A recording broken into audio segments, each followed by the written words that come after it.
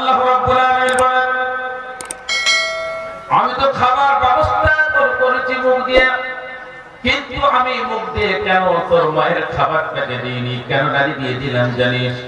ওই খাবারটা ছিল না পাক, মায়ের রক্ত বিরাট কোটা তোর নারী দিয়ে আমি চালনা করেছি, ওইটা তোর খোরাক বানিয়েছি। বান্দারে আমি মুখ দিয়ে দিইনি, তার কারণ দুনিয়া আসার পর কোরআনে কারীম তুই তেলাওয়াত করবি মুখ দিয়ে, আমার নাম উচ্চারণ করবি তুই মুখ দিয়ে, আর তুই নামাজ পড়বি মুখ দিয়ে, সত্য কথা বলবি মুখ দিয়ে। এই মুখটাকে পাক আর পবিত্র আমি আল্লাহ রেখে ওই নাপাক খাবারটা তোর নারী দিয়ে চালনা করে দিয়েছিলাম। যখন নাভিটা কেটে দিল, ওটা কোন কাঁদছে, ক্যাঁ ক্যাঁ ক্যাঁ, বাচ্চা কাঁদছে। ওই বাচ্চারা যখন বলতে থাকে রব্বুল আলামিন, মায়ের পেটের মধ্যে গরম জায়গায় ছিলাম, নিশ্চিন্তে ছিলাম, এখন পৃথিবীটা এত বড় দেখে ভয় পাচ্ছে, আমি কেমন করে থাকবো? আর দ্বিতীয় হলো আল্লাহ তুমি খাবার বন্ধ করে দিলে আমি কি খাবো বলো আল্লাহ? আল্লাহ রাব্বুল আলামিন বলতে থাকেন, বান্দারে চিন্তা করবি না, আমি তোর একটা খাবারের রাস্তা বন্ধ করার পর আমি তোর মায়ের দুধ সিনা থেকে দুটো খাবারের রাস্তা চালু করে দিয়েছি। একটু জোরে বলা যাবে না সুবহানাল্লাহ? এই মায়ের দুধ পান করতে শুরু করে। মায়ের দুধটা এত বড় ভিটামিন, যে ভিটামিনটা সারা জীবন চলে। একবার জোরে বলুন সুবহানাল্লাহ। দুধ কতদিন খায়? 2 থেকে 2.5 বছর দুধ পান করবে, সারা জীবন চলবে। দেখবেন অনেক সময় ঝগড়া করছে, 40 বছর বয়স, 30 বছর বয়স, ঝগড়া করতে করতে বলে, আয় দেখি তুই কত মায়ের দুধ খেয়েছিস। আমাদের দিকে বলে, এদিকে বলে দেখি, আয় দেখি তুই কত মায়ের দুধ খেয়েছিস। আরে দুধ তো খেয়েছিস তুই 2 বছর বয়সে, এখন তো 30 বছর বয়স। আল্লাহ ঠিক বলেছি, এই মায়ের দুধের ভিটামিনটা তো শরীরের মধ্যে সারা জীবন থাকে। আর বছর আল্লাহ রাব্বুল আলামিন বলেন, বান্দা চিন্তা করবি না, তবে একটা তোকে কাজ করতে হবে। যখন তোর খিদে পাবে তখন একটুখানি কান্নাকাটি করতে হবে। আর এই কান্নাটা আমি আল্লাহ মায়ের দিলের মধ্যে রহম হিসেবে তৈরি করে দেব। যখনই কাঁদবি, মা যতই কাজ করুক না কেন ছুটে চলে আসবে তোকে দুধ পান করাবার জন্য। এর নাম হলো মা। যুবক তোমরা শোনো, অনেকে আমরা মাকে চিনতে পারিনি, আমরা মাকে বুঝতে পারিনি। আল্লাহ রাব্বুল আলামিন বলেন, তোমার মাকে আমি কত দয়ালু বানালাম।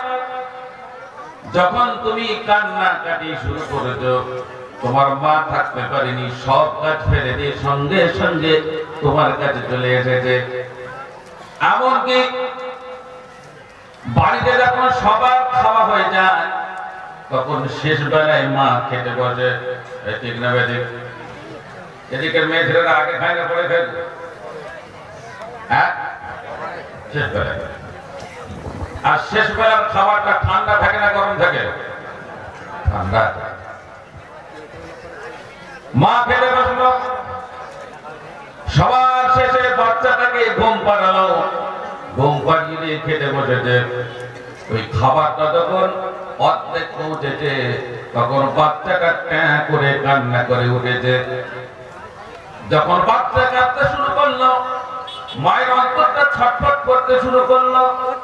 আর মা তখন বুঝলো আমার খাবারটাকে আর পরিপূর্ণ খাওয়া যাবে না। এই খাবারটাকে সঙ্গে সঙ্গে চাপা দিয়েছে, আর মা হাতটা ধুয়ে ছুটে চলে গেছে। গিয়ে দেখতে বাচ্চা শুধু কাঁদেনি, বাচ্চা কান্নার সঙ্গে সঙ্গে পিশাব আর পায়খানা দুটোই করে ফেলেছে। মা কিন্তু ছেড়ে দিয়ে চলে আসে। মা সঙ্গে সঙ্গে পেশাব পায়খানা সব পরিষ্কার করিয়েছে, তারপরে দুটো গালে দুটো চুমা দিয়েছে, আবার শুইয়ে দিয়ে এসে তবে বাদবাকি ভাতটা খেয়েছে। এর নাম হলো মা। আল্লাহ রাব্বুল আলামিন তাই বললেন, ওয়াল্লাহু আখরাজাকুম মিন বুতুনি উম্মাহাতিকুম লা তা'লামুনা শাইআ। বান্দারে, যখন আমি তোর মায়ের পেট থেকে বাহির করলাম, তখন কোন জিনিসের ব্যাপারে তোর কোনো জ্ঞান ছিল না, কোনো এলেম ছিল না। আল্লাহ তাআলা বলছেন, তোকে তিনটে জিনিস দিলাম। এই আয়াতের মধ্যে বলছেন তিনটে জিনিস দিলাম, এর দ্বারাই যাতে করে তুই এলেম জ্ঞান অর্জন করতে পারিস। কটা জিনিসের কথা বললাম? তিনটা। আল্লাহ রাব্বুল আলামিন বললেন, ইন্নাস সামআ ওয়াল বাসারা ওয়াল ফুআদ। আল্লাহ রাব্বুল আলামিন বললেন, আমি আল্লাহ তিনটা জিনিস দান করলাম। এক নম্বর হলো তোমাকে কান দিলাম, এই কান দিয়ে শুনবে, তুমি এলেম অর্জন করবে। কান দিয়ে শুনতে আমরা নাকি এখন কিছু জানতে পারছি না কিছু শিখতে পারছি না। আল্লাহ রাব্বুল আলামিন বললেন, এক নম্বর আমি তোমাকে কান দিলাম, এই কান দিয়ে যাতে তুমি এলেম অর্জন করতে পারো। দ্বিতীয় নম্বর আল্লাহ তাআলা বলছেন, ওয়াল আবসার, আর চোখ দিলাম, এই চোখ দিয়ে যাতে তুমি এলেম অর্জন করতে পারো। তৃতীয় নম্বর হলো ওয়াল আফইদাতা, আমি তোমাকে দিল দিলাম, অন্তর দিলাম, যাতে চিন্তা ভাবনা করে তুমি অন্তর থেকে চিন্তা ভাবনা করে এলেম অর্জন করতে পারো। আল্লাহ রাব্বুল আলামিন বলছেন, এই এলেমগুলো অর্জন করার পরে তোমার কাছে একটা জিনিস আশা করা যেতে পারে, আমি আল্লাহ একটা জিনিস তোমাদের কাছ থেকে চাইতে পারি, লাআল্লাকুম তাশকুরুন। আল্লাহ রাব্বুল আলামিন বলছেন, যাতে করে তোমরা আমার শুকরিয়া আদায় করো। এবার আপনারা বলেন, আমাদের শোনার জন্য কানটাকে দিয়েছে, একটু জোরে বলেন, এই জোরে বলেন। এই চোখটাকে দিয়েছে, একবার বলেন। এই অন্তরটাকে দিয়েছে, বলেন। যে আল্লাহ আমাদের এগুলো সব দিয়েছে, সে আল্লাহ শুকরিয়া আদায় করবো না করবো না? এবার হাত তোলেন, কে কাছেন আল্লাহ শুকরিয়া আদায় করবে? ইনশাআল্লাহ, মাশাআল্লাহ, নারে তাকবীর। আল্লাহ রাব্বুল আলামিন বলেন, বান্দা, এরপর যখন তোমাকে 2 বছর পরে দুধ থেকে ছাড়ানো হয়, 2.5 বছর পর দুধ থেকে ছাড়িয়ে দেন। আচ্ছা, বাচ্চা কি দুধ ছাড়তে চায়? মায়েরা ছাড়াতে হয়, দুধ ছাড়তে চায় না, ওকে ছাড়াতে হয়। আল্লাহ বলছে, এইবার তোর কান্নাকাটি আওয়াজ শুরু হলো, এ আল্লাহ, এই দুধ ছাড়িয়ে দিতে আমি খাবো কি? শুধু খাওয়ার চিন্তা। আল্লাহ রাব্বুল আলামিন বলছেন, চিন্তা করিস না, এই 2.5 বছর পর যদি দুধ তুই পান করিস, তাহলে কিন্তু তোর শরীরের জন্য আবার ক্ষতি হবে। এতক্ষণ ভিটামিন ছিল। আল্লাহ তাআলা সবথেকে বড় হাকিম, আল্লাহ তাআলা সবথেকে হিকমতওয়ালা, সবথেকে বড় কুদরতওয়ালা, সবথেকে জ্ঞানী, মহান জ্ঞানী, তিনি হচ্ছেন আল্লাহ। তিনি জানেন এই 2 বছর পর, 2.5 বছর পর দুধ খেলে ওই বাচ্চাটার জন্য আর ভিটামিন হবে না। এবার কি হবে? ক্ষতি। মায়েরা কি করে? আমাদের ওদিকে মায়েরা নিম পাতা বেটে দেয়, যাতে দুধ না খায়। মায়েরা বাচ্চাদেরকে এত ভালোবাসে, তারপরও কেন বন্ধ করে? এটা আল্লাহর হুকুম, কোরআনে এসেছে। 2.5 বছরের বেশি দুধ পান করানো। মায়েরা শোনেন, অনেকে 4 বছর 5 বছর পর্যন্ত খাওয়াচ্ছে, খাওয়াবেন না। তো যখন দুধটা বন্ধ করাতে চাইছে, তখন আবার কাঁদছে, খুব কাঁদে। আল্লাহ তাআলা বলেন, এত চিন্তা কর কেন? আমি তোর শুধুমাত্র 2টো রাস্তা রেখেছিলাম খাবার জন্য। এই 2টো রাস্তা যখন আমি আল্লাহ বন্ধ করে দিয়েছি, তুই চিন্তা করবি না। তোর খাবারের চিন্তা তুই কেন করবি? তোর খাবারের চিন্তা আমি আল্লাহ করব। জোরে বলুন সুবহানাল্লাহ। মানুষ কি খাবে একটু চিন্তা করে, কিন্তু মানুষ তুমি খেতে পাবে না পাবে না এটা কে বলতে পারে? হ্যাঁ, রুজির মালিক কে? আপনি বলেন। মানুষ ফিকির করে, চিন্তা করে, ব্যবসা করে, চাষ করে, কিন্তু একটা পাখি, একটা গরু কি ব্যবসা করে? ওর খাবারের ব্যবস্থা যদি আল্লাহ করতে পারে, একটা পাখির খাবার ব্যবস্থা যদি আল্লাহ করতে পারে, একটা পিঁপড়ের খাবার ব্যবস্থা যদি আল্লাহ করতে পারে, তাহলে তুমি হয়তো শ্রেষ্ঠ মখলুক, তোমার খাবার ব্যবস্থা কেন আল্লাহ করবে না? আল্লাহ বলেন, দুধটা বন্ধ করে দিলাম, দুটো খাবারের রাস্তা বন্ধ করেছি, এবার হাজার হাজার খাবার তোর জন্য আমি আল্লাহ দুনিয়ার বুকে রেখে দিয়েছি। গোস্ত খাবে, মাছ খাবে, ডিম খাবে, কোফতা খাবে, কাবাব খাবে, বিরিয়ানি খাবে, পোলাও খাবে, ফল ফ্রুট তুমি খাবে, সব তোমার জন্য হালাল, কিন্তু কিছু হারাম আমি করে রেখে দিয়েছি, এইটা কিন্তু তোমার খাওয়া যাবে না। এই শুকরের গোস্ত খাওয়া যাবে? জয় বলেন। মদ খাওয়া যাবে? এটা একটু জোরে বলছে না, গন্ডগোল চলে গেল। আল্লাহ তাআলা বলছে মদ খাবি না, তো বলছে খাবো না, খাওয়া তো করে দিচ্ছি। এখন হঠাৎ এই মানুষের ওয়াজ করছি যে আল্লাহ জান্নাতে 4টে নদী রেখেছে। কটা? একটা হবে পানি, একটা হবে দুধ, আর একটা হবে মধু, আর একটা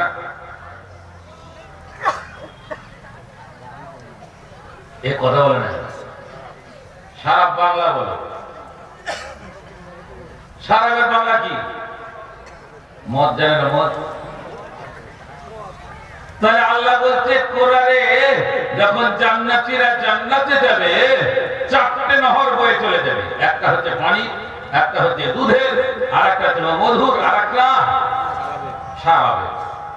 যারা খায় বলবে আলহামদুলিল্লাহ, জান্নাতে নদী আছে, আর এখানে একটা ছোট শিশু খেলে অসুবিধা নেই।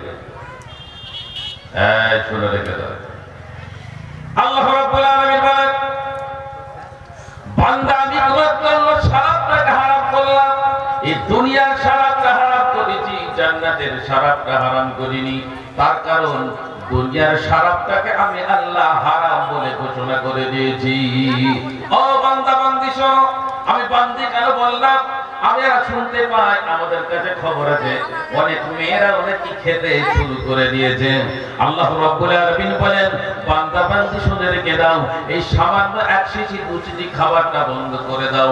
আল্লাহ তাআলা বলেন, যদি তুমি বন্ধ করে দাও, আমি আল্লাহ কি ব্যবস্থা করেছি জানো? ওয়াসাকাহুম রাব্বুহুম শারাবান তাহুরা। একবার করে বলুন সুবহানাল্লাহ। আল্লাহ রাব্বুল আলামিন বলেন, আমি আল্লাহ তোমার জন্য পাক আর পবিত্র শরাবের মদের ব্যবস্থা করে রেখে দিয়েছি। সেজন্য আল্লাহ তাআলা বললেন যে আমি তোমাকে চোখ দিয়েছি, কান দিয়েছি, অন্তর দিয়েছি, দিল দিয়েছি, চিন্তা ভাবনা করো আর ইলম অর্জন করো, তারপরে কি করো? লাআল্লাকুম তাশকুরুন, আমার শুকরিয়া আদায় করো। এই আল্লাহ শুকরিয়া আদায় করব ইনশাআল্লাহ। জোরে বলেন আল্লাহ। এরপর আল্লাহ রাব্বুল আলামিন বলেন, বান্দা শোনো, এই পৃথিবীতে আমি তোমাদের তৈরি করলাম, শ্রেষ্ঠত্ব দিলাম, সব কিছু দিলাম, এরপরে তোমরা ইবাদত কার করবে বলো? কার ইবাদত করবে? আল্লাহ রাব্বুল আলামিন বললেন, ওয়া'বুদুল্লাহা ওয়া লা তুশরিকু বিহি শাইআ ওয়া বিল ওয়ালিদাইনি ইহসানা। কোরআনে কারীম আল্লাহ তাআলা বললেন, ওয়া'বুদুল্লাহ, আল্লাহর ইবাদত করো, আল্লাহর বান্দাগি করো, আল্লাহর উপাসনা করো, ওয়া লা তুশরিকু বিহি শাইআ, আর আল্লাহর সঙ্গে কাউকে অংশীদার করবে না। জোরে বলুন ইনশাআল্লাহ। ইনশাআল্লাহ। জোরে বলুন ইনশাআল্লাহ। আল্লাহর সঙ্গে কাউকে শরীক করবে না। এখন আপনাদেরকে বলি, শ্বশুরকে আব্বা বলা যায় যাবে না?